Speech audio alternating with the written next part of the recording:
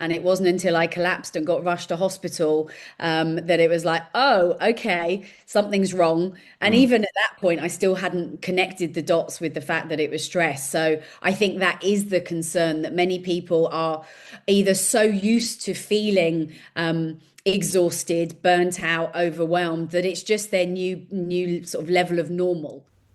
Welcome to Engage Presents. I'm Engage co-founder and president Jake Olson. In this interview series, I ask Engage talent the most common questions we hear from event planners to help you get to know them and their stories in 15 minutes or less. Thanks for listening. Welcome to another episode of Engage Presents. I'm Engage President Jake Olson. Alongside me today is a fascinating woman coming across the pond, as we would say. Her voice very much makes me sound less impressive. Michelle, thank you so much for joining us today. Thank you very much for inviting me, Jake. So, Michelle is a certified health and performance coach. Also, something I've never heard before, although I've heard of the benefits of it, I've just never heard a breath work instructor. I'm going to start there. Just kind of explain to anyone listening exactly kind of what that means.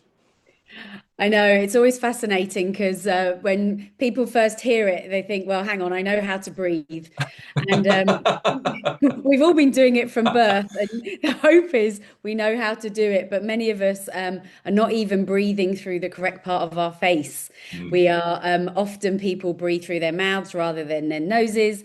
And there is a lot of science behind how we use our breath for optimum performance.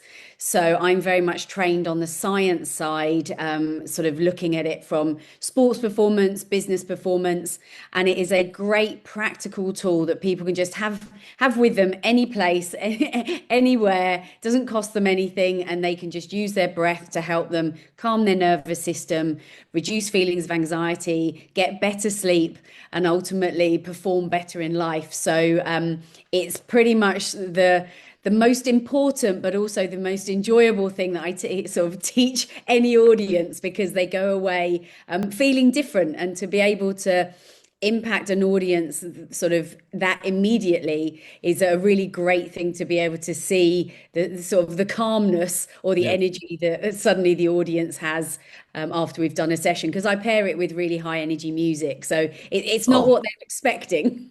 take us kind of back through your background.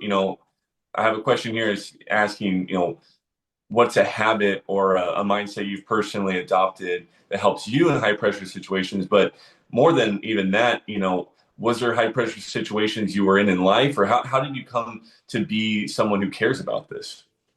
Absolutely. So I started my career post my degree. I went into recruitment, and anyone who knows recruitment, it's a sales job. It's a very high pressure environment, very targets driven, and I was doing that for over 20 years. Partly employed by an agency, then I went in house and worked for a consultancy, and it sort of scaled them to exit to a large American company. And then I set up my own recruitment business where I worked with startup businesses. So I've very much been in an environment that is high pressure, but also understanding how businesses work, how teams work, how important culture is. So I learned a lot from that personally. And then following a health scare, which started I was 39, and it went on for a period of 3 years.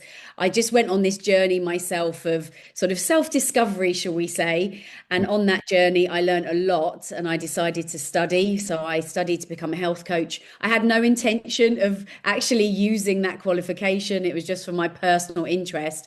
And then suddenly, the clients that I was recruiting for were asking me for advice around health. And it basically developed. And then one day, someone asked me to come and do a talk at a networking lunch. And I'd never done anything like that before. That was now probably about 8 years ago, and I absolutely loved it.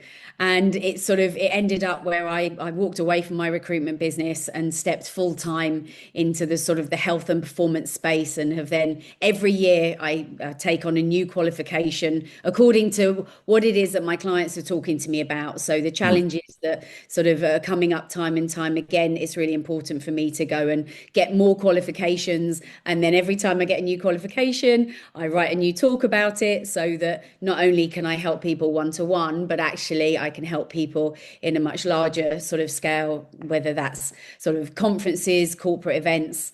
And now, how do you, address someone's burnout? How do you help them identify it, or even stress patterns? How do you, you know, have someone become aware of those before they escalate?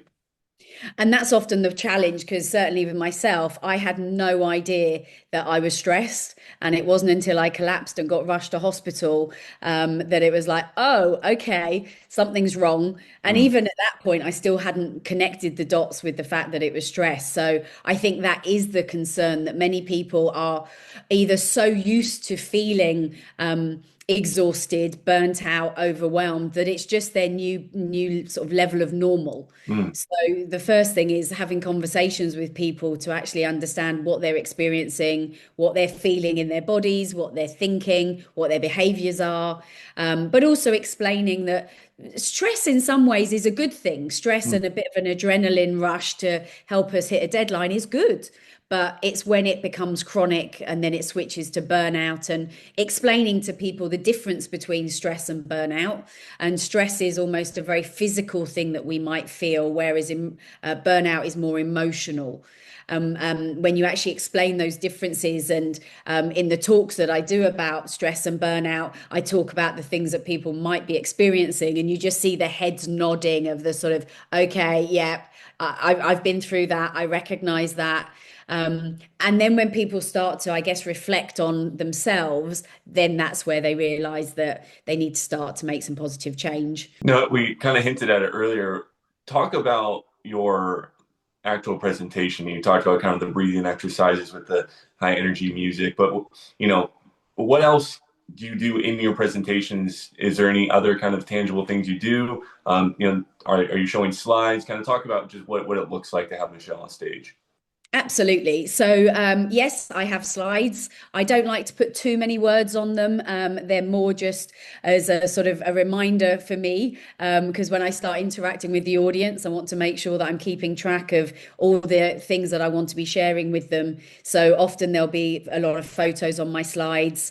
I really like to get the audience interacting. So whether that is in person with lots of sort of hand raising, or getting people standing up if we're doing breath work. If it's virtually, I use the chat a lot, and I like it to feel almost as if we're all in the same space together. So asking lots of questions right from the beginning to get people used to the fact that we're going to be making it an interactive session.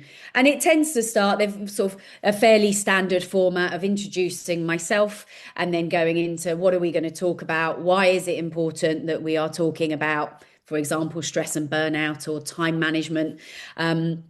Or whatever the topic might be that we're covering. And then we get into the practical stuff. What can we actually do to find more time or prevent ourselves getting burnt out, or use breath work to help us sleep better? So for me, it's really important that when everybody walks away from it, A, they've had a good time. There's often quite a lot of fun and a lot of laughter in my sessions. Even if it's a really serious topic, I think it's important to be able to build that relationship with the audience so that they're not bored. If I'm going to be talking to people for up to an hour, it's really important that they're engaged with that. And I often will kind of use humor for that, if I can Yes. get the words out, because I want to have a nice time, but I want them to walk away and to talk about it with each other and to connect with other people that have been in the session that may well be experiencing the same things that they're experiencing. So you often see the follow on afterwards of communities been set up of people who are struggling with the same challenges, and then that accountability that they are holding within themselves to be able to, whether that is simple things, drink more water, get daylight, move your body more, go to bed a bit earlier, put the phone away, all of the basics. So often we know what to do, but we're just not doing it. Sure. So my hope from all my sessions is that I inspire people to make positive change by starting with some really small steps.